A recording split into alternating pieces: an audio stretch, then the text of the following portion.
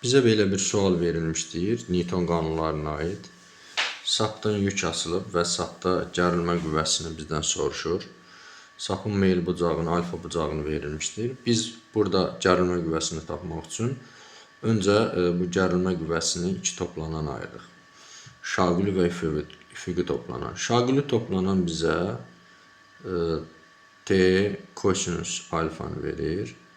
Və şaquli yuxarıya doğru bizə T kosinus alfa, aşağıya doğru isə ağırlıq qüvvəsi təsir göstərir.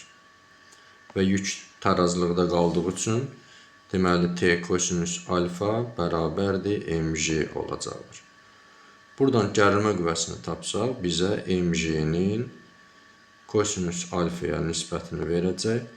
mg 24 kiloqram vurulsun 10g bölünsün kosinus 0,8 və buradan da cavabı 300 Newton almış olur.